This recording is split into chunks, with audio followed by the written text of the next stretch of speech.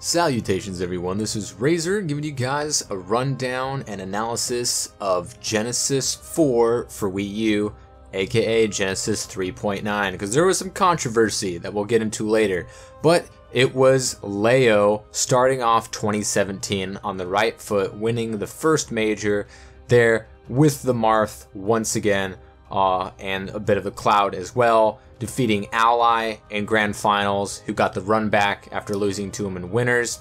And then TSM 0, third place, getting knocked out by who else but Ally. And then in fourth place is your surprise to some people, not to me. I talked about it before. He had a lot going through him into the end of 2016. Captain Zack with that Bayonetta. Also a little bit of Wii Fit Trainer as well, but obviously rocking that Bayonetta all the way to that fourth place spot. In fifth place, we have newly signed by Elevate, Mr. R there with the Sheik and a little bit of the Marth as well that I told you he was working on, but we'll see if it'll pop up, you know, when he feels like the matchup calls for it and not when he's just losing with Sheik. Also in fifth, we have Abaddon, always killing it.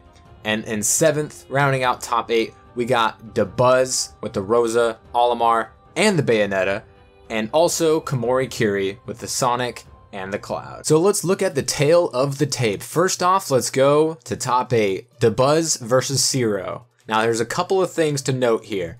First off, this is the rematch of Genesis 4 Grand Finals, which is where I started my tournament analysis. And this is how we start top 8. So a familiar note, but typically later on in the bracket, but with both of these players sent to losers earlier than usual, this was by happenstance how we start top 8 here. Zero was sent to losers by a Duck Hunt player from Japan by the name of Brood.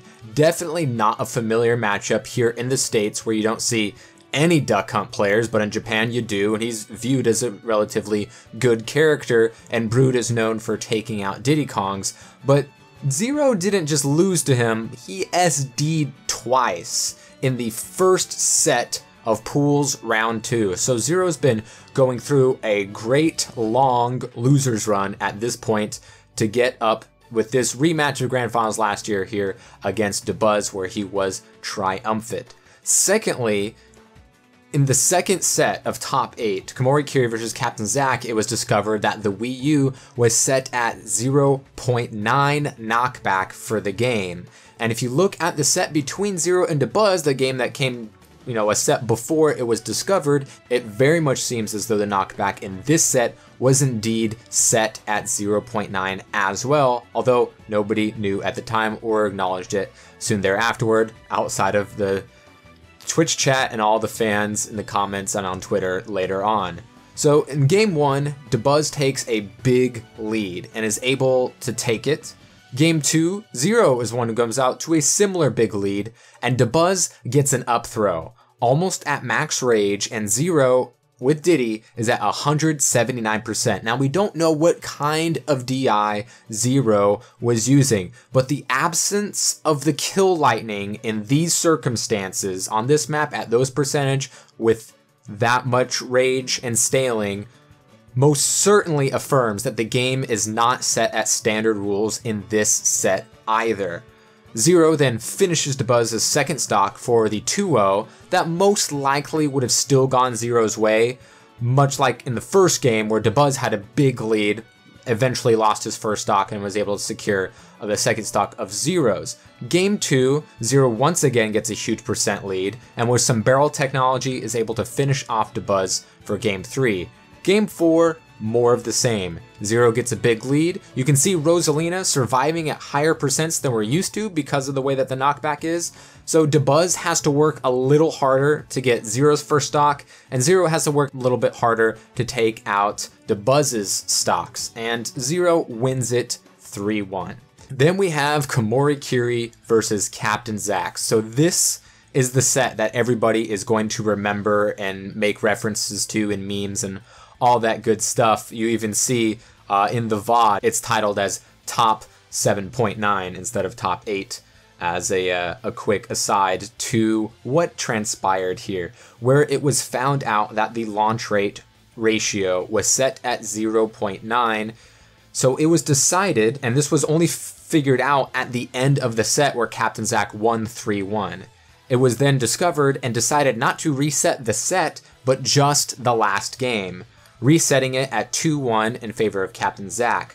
Now this has never happened before, by the way. The history being made here that the ratio of the knockback was messed up. We don't know when it happened, how it happened, who did it, was it on purpose, was it an accident? It doesn't benefit anybody, it just makes the matches almost null and void because it's not being played at tournament rules.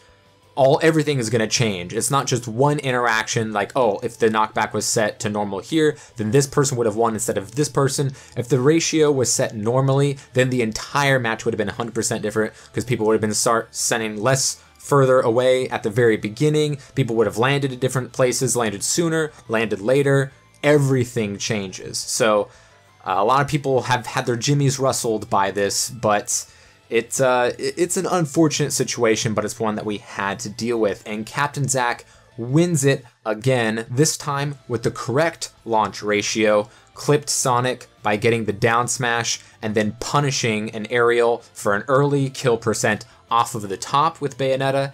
Captain Zack, as I mentioned, poised to upset the rest of the world with that Bayo, and he wins twice, by the way, 3-1, and no handshake coming from Morikiri. Drama?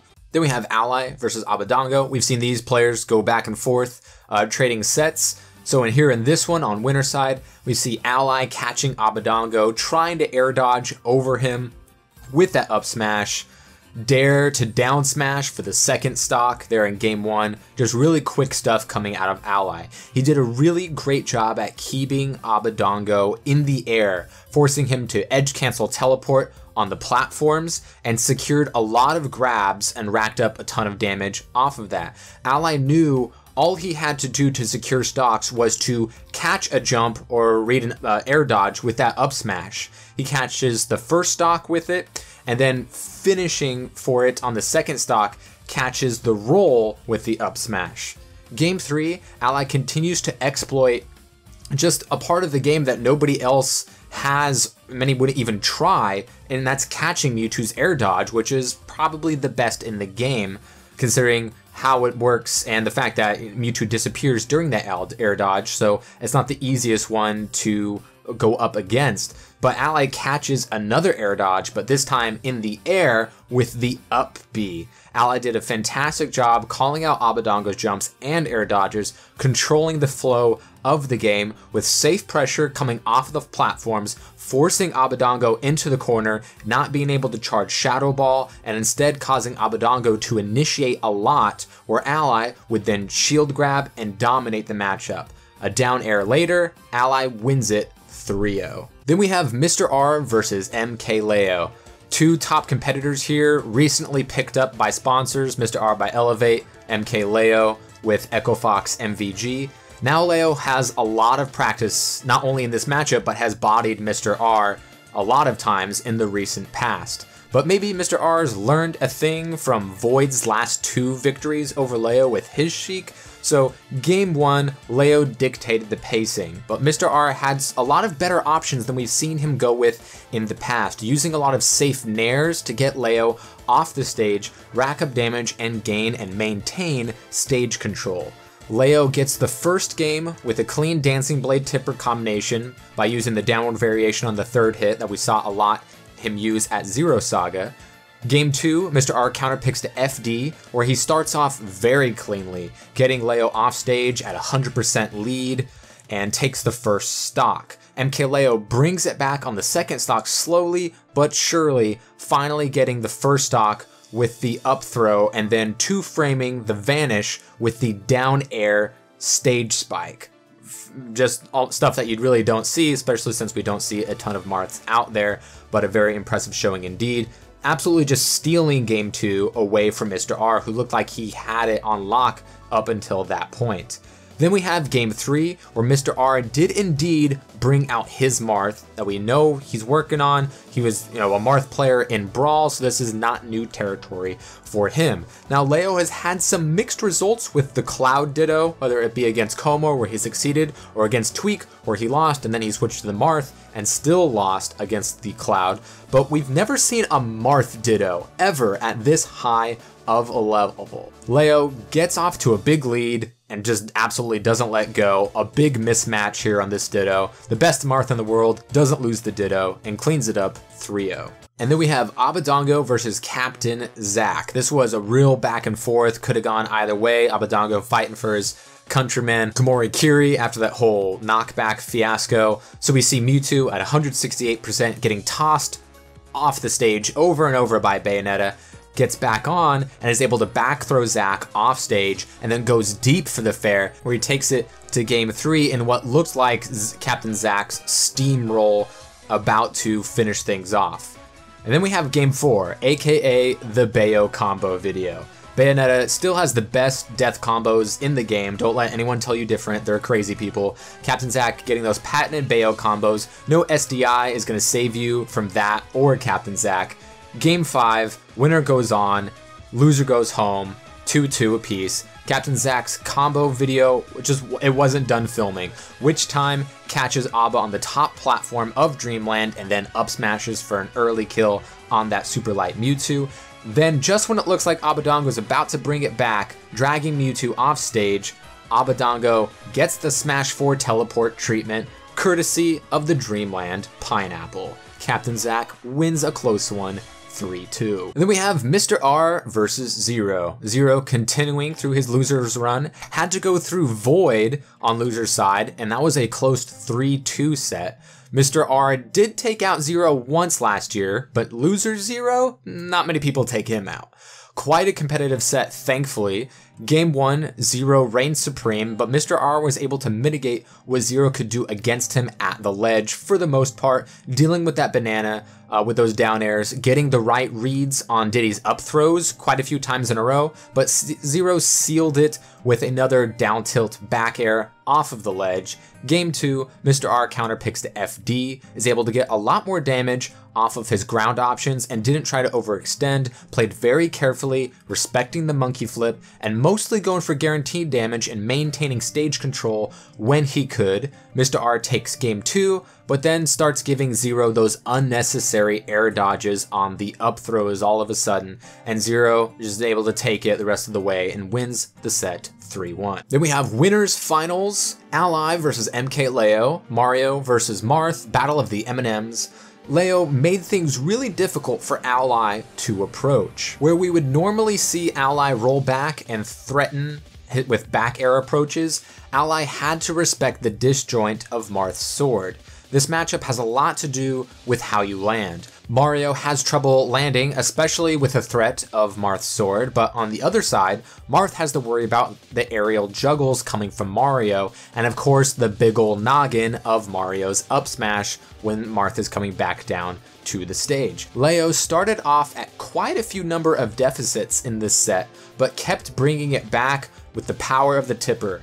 Layo still showing some new stuff from the still developing Marth meta, including the most surprising up air at the ledge to kill Ally. Ally kept up in each fight, continuing those aerial combos off the down throw, up tilt, up air, and then landing with a back air either to maintain neutral or would power shield the counter attack when landing and then get another throw combo.